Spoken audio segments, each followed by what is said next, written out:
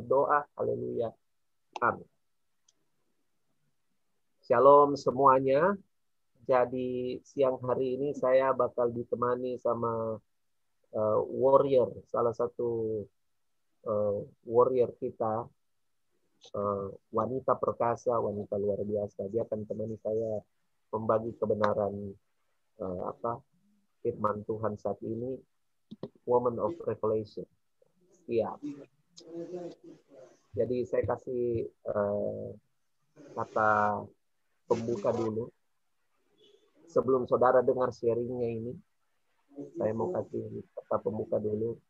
Kita harus introspeksi diri kita, karena kadang-kadang dalam perjalanan kehidupan kita, kita berpikir kita baik-baik saja, kita berpikir kita on the track, tapi ternyata karena akibat kita tidak konsisten dalam memandang Kristus, kita hilang. Itu hal yang paling parah. Mazmur, saya selalu jadi favorit itu perkataan Raja Daud yang berkata bahwa bebaskanlah aku dari apa yang tidak kusadari. Jadi ternyata hal-hal yang membelenggu kita itu terbanyak adalah hal-hal yang kita tidak sadari. Hal-hal yang membuat kita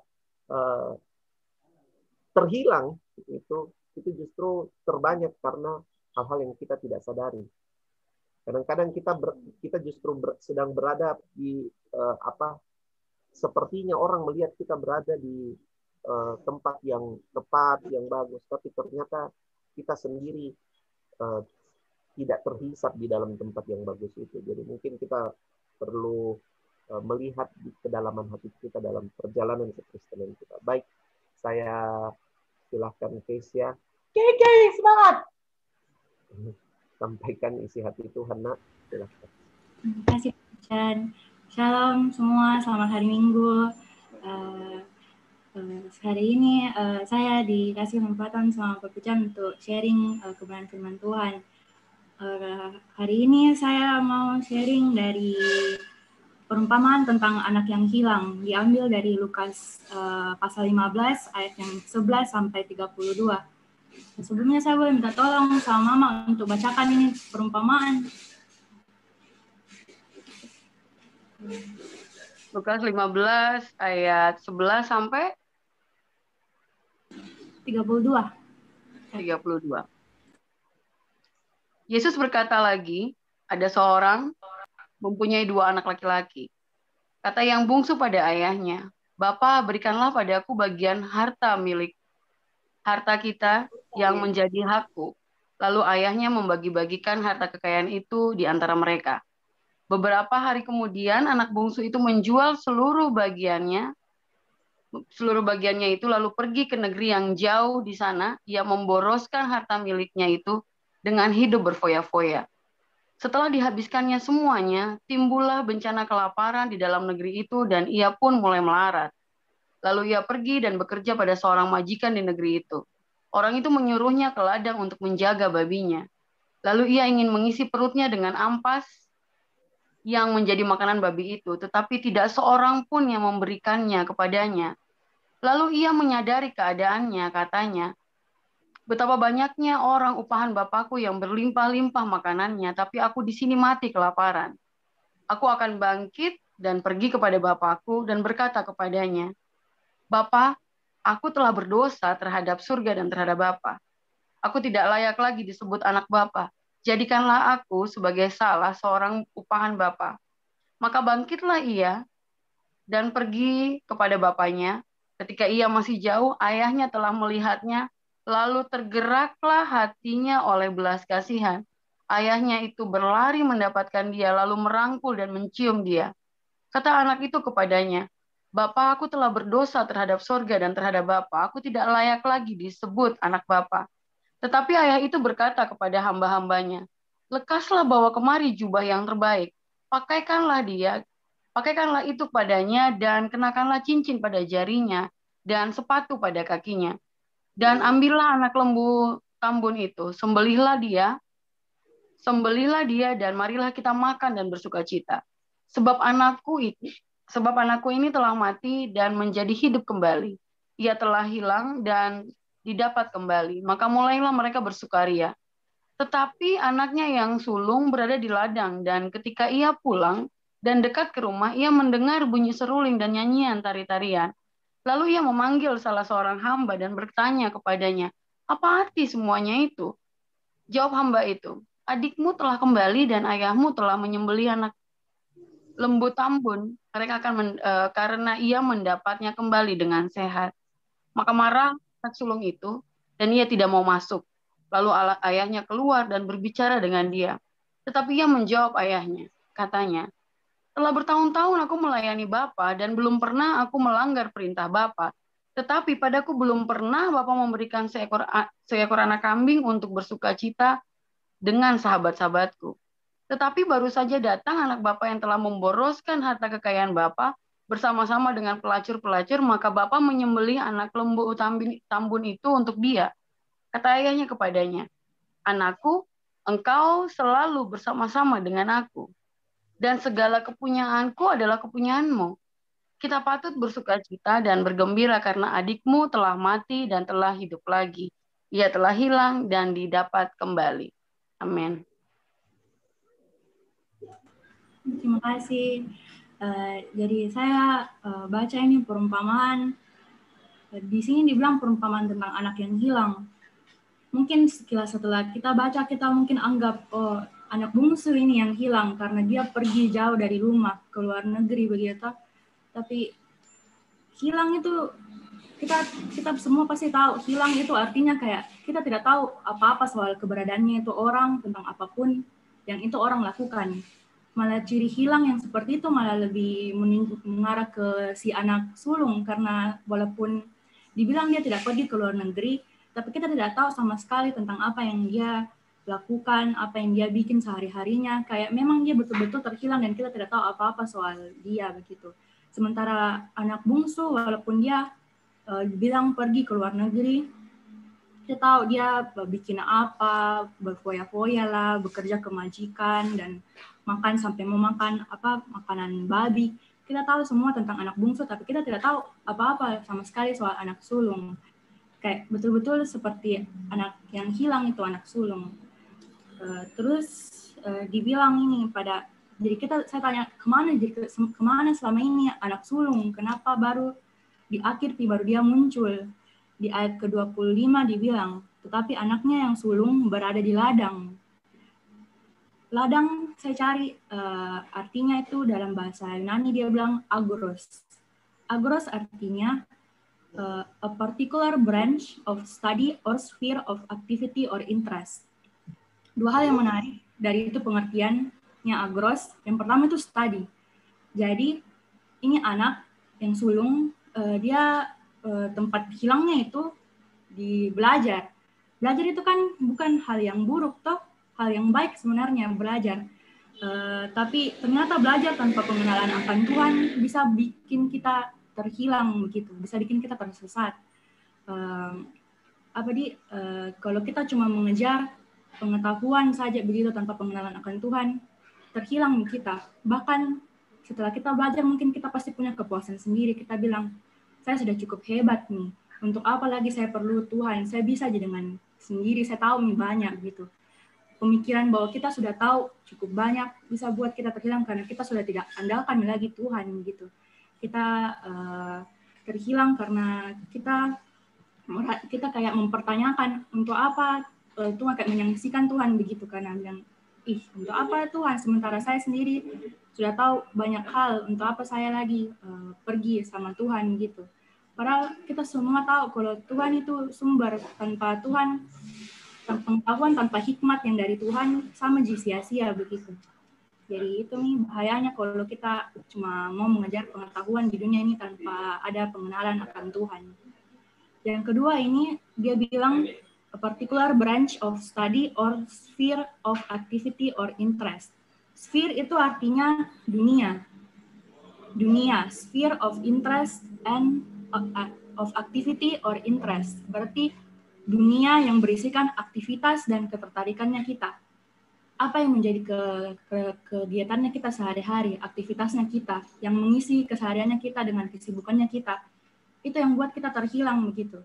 secara tidak sadar kita kayak mengisi hari-harinya kita dengan kesibukan kita, baik dari mungkin belajar lah, ke sekolah atau kerja.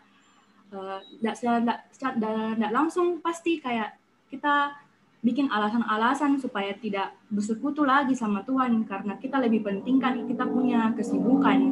Kita bilang, nanti pila saya mau merenung, nanti pila saya masih punya kerjaan, saya masih punya kesibukan, ini pekerjaan juga kan baik untuk saya. Ini untuk menguntungkan diri saya sendiri. Itu bikin kita terhilang karena kita lupa untuk kembali begitu kepada yang punya segala sesuatu. Padahal yang kasih kita pekerjaan, yang kasih kita kesibukan itu juga Tuhan, Ji. Semuanya dari Tuhan, tapi kita lupa untuk kembali dan mengucap syukur dan taruh dirinya kita di bawah kakinya Tuhan, dan terima kasih Tuhan, saya sudah bisa bekerja hari ini, sibuk hari ini, tapi saya mau kembali lagi datang ke Kau. Kita lupa begitu, kita kehilangan kita punya identitas gitu, kayak kita menggantikan identitasnya kita sebagai anaknya Tuhan dengan kesibukan-kesibukan duniawi.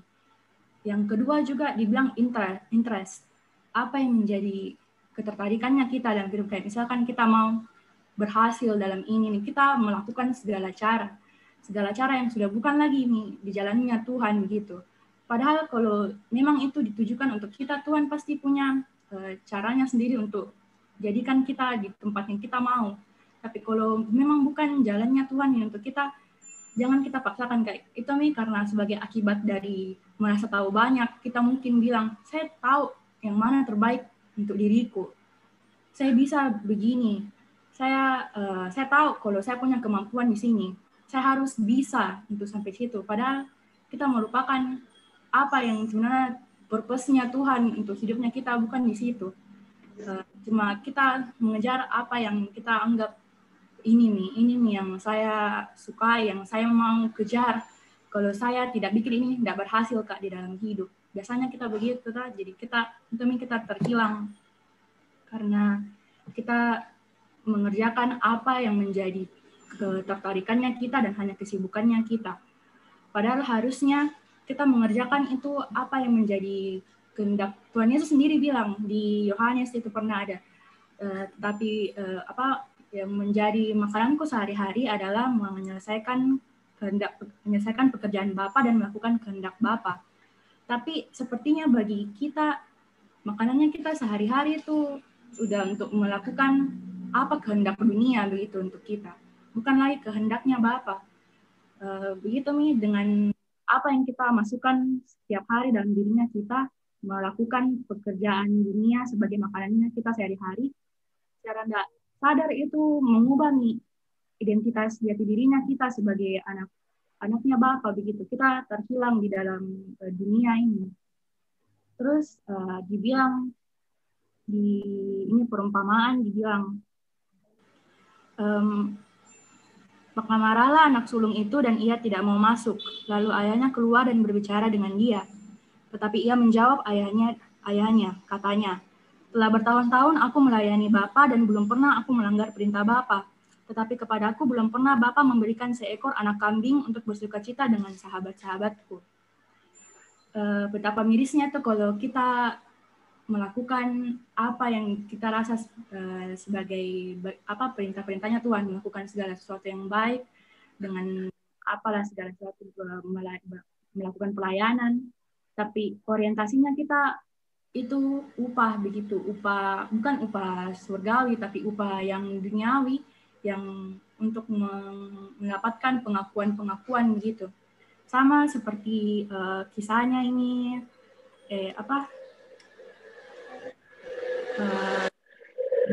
di Matius 6 ayat 1 dibilang, ingatlah jangan kamu melakukan kewajiban agamamu di hadapan orang supaya dilihat mereka. Karena jika demikian, kamu tidak beroleh upah dari Bapamu yang di surga. Jadi apabila engkau memberi sedekah, janganlah engkau mencanangkan hal itu, seperti yang dilakukan orang munafik di rumah-rumah ibadat dan di lorong-lorong, supaya mereka dipuji orang. Aku berkata kepadamu, sesungguhnya mereka sudah mendapat upahnya. Kita bekerja untuk, maksudnya kayak melakukan pelayanan lah, mau dibilang ke gereja tiap hari, tapi cuma untuk dipandang dunia begitu, dibilang, wih, tahu ini orang selalunya masuk gereja, selalunya sepertinya dia ini taat sekali, anak Tuhan sekali. Selalu kita lihat, kita misalnya mau dibilang yang paling suci begitu, tapi itu cuma untuk mengejar puji-pujian dari orang. Maka Tuhan bilang sesungguhnya mereka sudah mendapat upahnya. Upahnya itu nih pengakuan dan pujian dari dunia, bukan dari Tuhan lagi.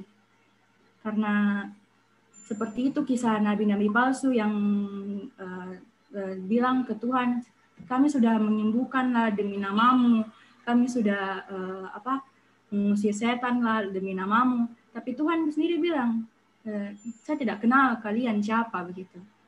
Jadi lakukan segala sesuatu itu jangan berorientasi pada kayak pengakuan dari mulut orang, karena selama kita masih di bumi, misalnya Tuhan, kita seperti yang Pak Pican bilang, makanya kita harus tetap terfokus cuma pada Tuhan saja. Jangan sampai kita lihat hal-hal yang lain. Karena kalau sampai kita lihat hal-hal yang lain, bisa saja kita terjerumus dan kita tersesat. Selain itu, anak sulung juga mengerjakan itu karena dia mengerjakan atas dasar ingin pengakuan dan ingin upah. Dia tidak lagi mengerjakan dengan kasih, tidak melakukan pekerjaan dengan kasih. Padahal seperti yang selalu kita bilang ini ayat, apapun juga yang kamu perbuatlah dengan segenap hatimu, seperti untuk Tuhan dan bukan untuk manusia. Nah ini anak sulung malah bikin yang sebaliknya, dia bikin untuk manusia dan bukan untuk Tuhan. Ayat selanjutnya di Kolose 3:24 dibilang, kamu tahu bahwa dari Tuhanlah kamu akan menerima bagian yang ditentukan bagimu sebagai upah. Kristus adalah Tuhan dan kamu hambanya. Anak sulung kehilangan itu kesadaran bahwa ada nih bagianku di dalam Tuhan. Dia lebih menginginkan bahwa selama saya di dunia ini saya harus mengejar pengakuan-pengakuan dari dunia begitu. Mending saya bekerja keras untuk dilihat orang daripada saya tidak dilihat begitu. Itu padahal Tuhan sendiri bilang, lakukanlah segala pekerjaanmu dalam kasih. Tapi anak sulung itu kehilangan kasihnya, itu dia sama bapaknya. Dia sudah tidak rasa lagi itu kasih. Dia cuma sebatas, saya mengerjakan ini ladangnya bapak cuma karena bapak punya ladang ini, dan saya yakin pasti saya yang teruskan, saya yang warisi ini ladang begitu ceritanya. Jadi di akhir perumpamaan ini dibilang anak yang bungsu ini akhirnya pulang dan masuk ke dalam rumah. Dibilang bapaknya mengadakan pesta untuk dia dan dia kembali masuk dalam rumah. Sementara ini anak sulung, dia dibilang, tetapi anaknya yang sulung berada di ladang, dan ketika ia pulang dan dekat ke rumah, ia mendengar bunyi seruling dan nyanyian tari-tarian. Lalu ia memanggil salah seorang hamba dan bertanya kepadanya apa arti semuanya itu. Jawab hamba itu, adikmu telah kembali dan ayahmu telah menyembelih anak lembu tambun karena ia mendapatnya kembali dengan sehat. Maka marahlah anak sulung itu dan ia tidak mau masuk. Jadi dari sini kita tahu anak bungsu mungkin terhilang jauh sekali, tapi pada akhirnya dia berhasil masuk kembali, dia berhasil diselamatkan. Setelah hilang dan didapatkan kembali, bapaknya sendiri bilang, tapi anak sulung dia tidak berhasil masuk ke dalam rumah. Dia terhilang dan tidak terselamatkan gitu. Kenapa bisa nih anak bungsu selamat? Karena pada Lukas 15 ayat 17 dibilang anak bungsu lalu menyadari keadaannya. Untuk diselamatkan, kalau kita terhilang dan kita mau diselamatkan, kita harus menyadari keadaannya kita butuh berjaga-jaga, berwaspada dalam setiap langkahnya kita. Di mana misalnya sekarang, saya tidak tersesat jika yang saya bikin ini sekarang sesuai dengan apa yang Tuhan tujukan buat saya. Saya sekarang ini tidak terhilang dari hadapannya Tuhan. Apa yang saya bikin ini sudah benar, sesuai dengan apa yang Tuhan mau atau apa yang saya mau. Kita harus selalu sadar akan apa yang kita lakukan. Keadaannya kita menunjukkan keadaan berarti menunjukkan apa yang ada dalam hatinya kita, apa yang kita lakukan setiap saat, dan di mana kita berada. Kalau kita berada di lingkungan yang mementingkan apa yang dunia katakan, maka itu pasti akan berdampak ke kita sendiri. Kita juga pasti ikut terjerumus ke dalam hal-hal yang begitu, sama seperti anak sulung. Akhirnya dia terhilang dan dia tidak sadar apa keadaannya. Terus habis itu, ini anak sulung akhirnya pada akhirnya dia malah mengharapkan, dia bilang, saya selama ini sudah melayani Bapak, melakukan perintah, tidak ada yang saya langgar perintahnya Bapak, tapi Bapak sekalipun tidak pernah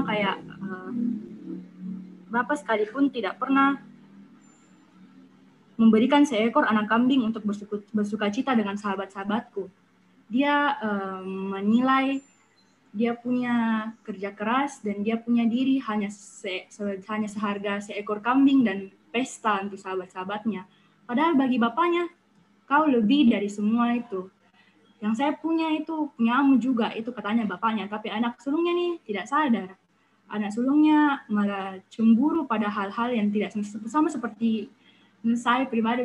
Kenapa yang lain dapat begini, saya tidak. Padahal kita tidak sadar bahwa apa yang Bapa punya itu juga kepunyaannya kita, karena Bapa di dalam, karena Yesus di dalamnya kita. Jadi punya kesadaran bahwa jangan sampai kita terhilang, dan kita harus sadar bahwa Tuhan ada dalamnya kita. Misalnya kita harus jaga baik-baik kita punya hidup, jangan sampai kita tersesat dan terhilang gitu.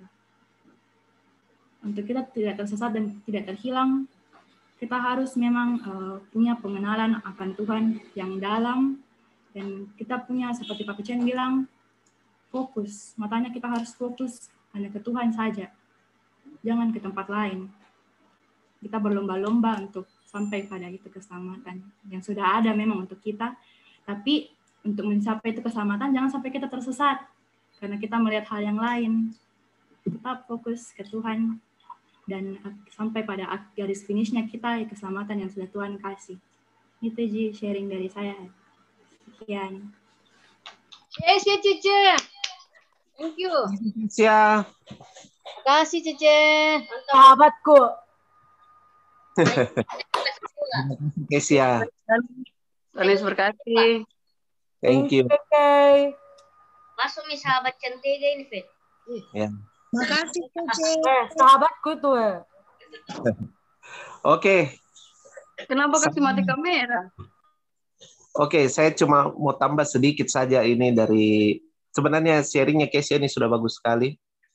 Tapi ada poin yang coba saya sodorkan sama saudara semua, bahwa orang yang terhilang itu karena dia menukarkan hal yang berharga. Jadi baik anak sulung, Kesia tadi banyak membidik tentang anak sulung, sebuah pribadi yang dalam perumpamaan itu tidak banyak diceritakan, tapi sebenarnya dia yang paling tragis. Karena dia di dalam rumah, dia terhilang di dalam rumah.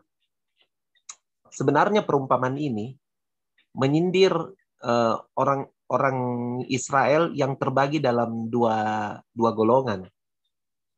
Ada juga sebagian sebagian ahli Alkitab bilang bahwa perumpamaan ini memberitahu bahwa yang dalam rumah itu orang Israel, yang anak sulung itu orang Israel, yang anak bungsu itu bangsa-bangsa lain. Tapi ada juga tinjauan yang berkata begini, dan tinjauan ini saya rasa menarik, bahwa anak sulung dan anak bungsu ini adalah representasi dari dua kelompok orang di Israel. Anak bungsu itu representasi dari orang Israel yang memang dalam sejarah, yang dalam sejarahnya itu suka jatuh, itu orang Israel suka menyembah berhala, sedikit-sedikit menyembah berhala, ya.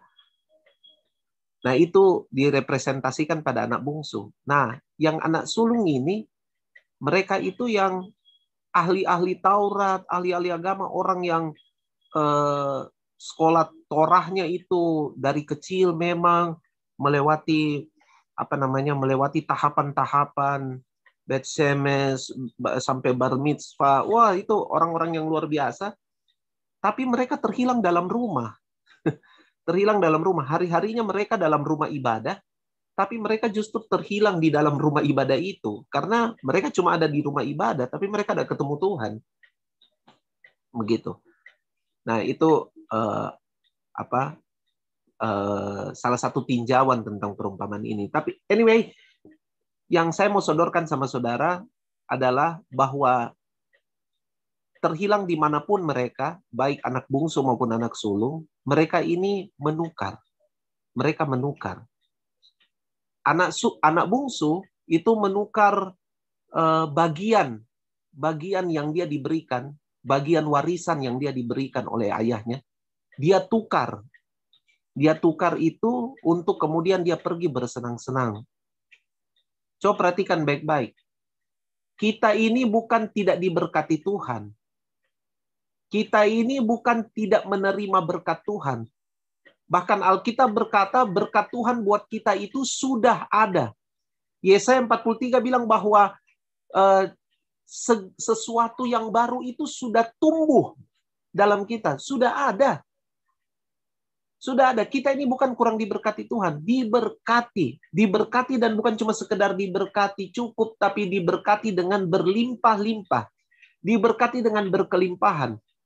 Tapi sayangnya, karena ketidaksadaran dan cara kita memandang berkat yang keliru, akhirnya tanpa sadar, tanpa kita sadari, dalam perjalanan kekristenan kita menukar semua yang diberikan Tuhan atas diri kita tukarkan itu dengan hal-hal yang kita pikir, kita rasa itu lebih mengentertain kita.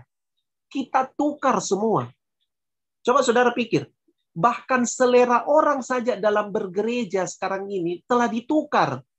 Bahwa gereja yang mereka masuki harus memberikan harus dapat mengentertain mereka. Itulah sebabnya perpindahan jemaat dari satu tempat ke tempat yang lain. Itulah sebabnya yang namanya pemuritan juga menjadi sesuatu yang jarang ada di gereja. Karena kita terbiasa seperti itu. Kita terbiasa menukar. Menukar apa yang Tuhan sediakan bagi kita, kita tukar untuk sesuatu yang entertain kita. Kita lebih fokus pada apa yang menjadi dosa yang telah dinubuatkan oleh Salomo. Salomo telah menubuatkan sejak lama bahwa si Lintah punya 2 anak perempuan. Si Lintah punya 2 anak perempuan. Namanya Untukku dan Untukku. Ingat enggak itu? Untukku dan Untukku. Tidak merupakan kebetulan kalau Salomo bilang 2 anak perempuan. Kenapa dia bilang 2 anak laki-laki? Tapi dia bilang 2 anak perempuan. Saya percaya itu salah satunya, itu hal yang profetis dilihat di depan. Bahwa ada banyak mempelai wanita Kristus itu yang tidak tersedia sebagai mempelai wanitanya Kristus. Tapi mereka sebagai mempelai wanita Kristus itu hidup dengan asas untukku dan untukku. Mereka name themselves dengan nama itu. Mereka kasih identitas kita, mereka kasih identitas mereka dengan itu. Untukku dan untukku. Baik anak sulung maupun anak bungsu, mereka name diri mereka dengan itu. Untukku mana? Untukku mana? Mereka tukar itu. Mereka tukar. Anak bungsu tukar demi kesenangan, for fun, untuk mendapat tapi anak sulung, dia menukar itu untuk mendapatkan pengakuan. Dia bahkan tidak realize, dia tidak menyadari bahwa kebersamaannya di rumah Bapa, bersama Bapa di rumah Bapanya itu adalah sesuatu yang spesial. Dia gagal menyadari itu. Dia bahkan tidak mention itu sebagai hal yang berharga. Dia berpikir bahwa anak kambing itu lebih berharga dari kebersamaannya dengan Bapa. Nah, yang Kesia tadi bilang itu tentang ladang itu luar biasa. Arti dari ladang itu luar biasa. Berarti dia itu ada dalam tempat belajar. Kerjanya study. kebetulan saya lihat itu, saya waktu saya pergi ke Israel itu, pergi ke tembok pergi ke namanya kuburannya Raja Daud gitu. Tapi sebenarnya tidak ada mayatnya Daud di situ. Sebenarnya kuburan Raja Daud tidak ditemukan karena kan sudah beda Bethlehem yang sekarang dengan Bethlehem yang dulu itu sudah mengalami perubahan gitu kan, karena Bethlehem sekarang kan sudah bukan wilayah Israel, sudah wilayah Palestina. Nah, tapi ada satu tempat di dekat tembok barat itu, di dekat tembok ratapan itu yang disebut sebagai kuburan Daud. Mereka bilang itu kuburan Daud. Jadi secara simbolik ada peti mati di situ, ditaruh dengan bendera yang bertuliskan ayat tulisan-tulisan Ibrani begitu. Lalu kemudian kita masuk di situ. Waktu masuk di situ saya kaget, kan namanya kuburan toh. Tapi masuk di dalam itu yang nampak di situ perpustakaan. Perpustakaan dipenuhi dengan rabi-rabi, mereka pakai kipah begitu ya. Rabi-rabi mereka lagi bersoal jawab. Lagi hafruta mereka. Iya. Lagi hafruta. Mereka lagi membahas Torah begitu, lagi membahas Taurat. Jadi, wah, kalau turis datang masuk ke situ, mereka lebih keras suaranya.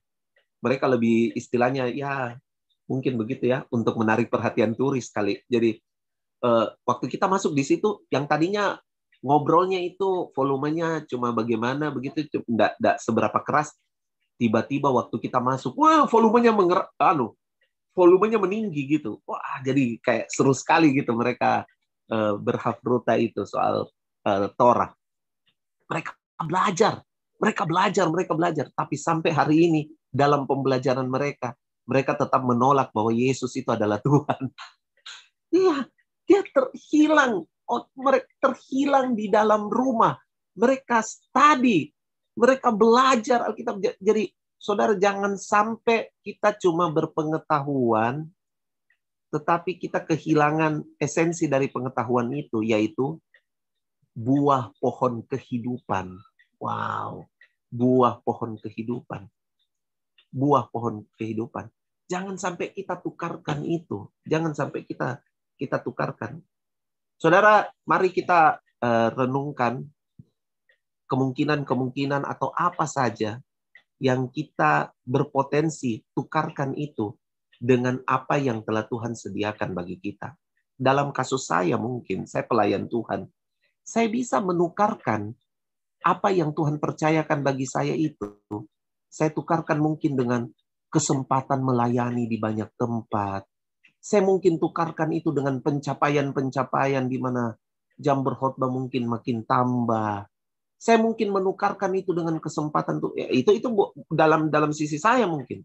Dalam sisi saudara apa? Jangan sampai kita menukarkan. Nah, saya tutup dengan ayat yang kemarin saya bagi di Youth. Matius 7 ayat 6. Akibat dari kita menukarkan yang berharga, menukarkan itu dengan self, menukarkan itu dengan keinginan diri kita sendiri, menukarkan itu dengan apa yang kita pandang untuk diri kita sendiri itu baik. Akibatnya adalah apa? Matius 7 ayat 6. Kamu memberikan hal yang berharga itu pada anjing dan babi. Kamu memberikan hal berharga itu. Yang kalau saudara baca di ayat 6 itu Tuhan Yesus bilang gini, jangan sampai binatang-binatang itu kemudian berbalik dan mengoyak kamu. Nah, itu yang banyak orang berikan. Mereka tukar hal yang berharga dari Tuhan, diberikan kepada sesuatu yang berpotensi berbalik dan mengoyak kehidupan mereka. Mengoyak kehidupan mereka. Wow, itu sangat mengerikan, saudara. Itu sangat mengerikan. Kamu tukarkan hal berharga dari Tuhan itu. Untuk kemudian kamu tukarkan pada sesuatu yang bakal berbalik dan mengoyak-ngoyak hidupmu. Coba bayangkan itu kata mengoyak-ngoyak itu. Itu kata serius, kata mengoyak-ngoyak itu. mengoyak-ngoyak hidupmu. Jadi pertimbangkan itu baik-baik. Jangan tukar. Sehingga kita sehingga kita tidak terhilang. Kita tidak terhilang. Jadi itu saja yang saya bagi sebagai bagian dari apa yang Kesia sudah bagikan buat kita. Sekali lagi terima kasih Keke untuk pewahyuannya, untuk perenungannya, untuk kebenaran firman Tuhannya. Sangat memberkati saya secara pribadi, sangat diberkati. Kita akan berdoa sebelum akhirnya kita mau bercakap-cakap bebas.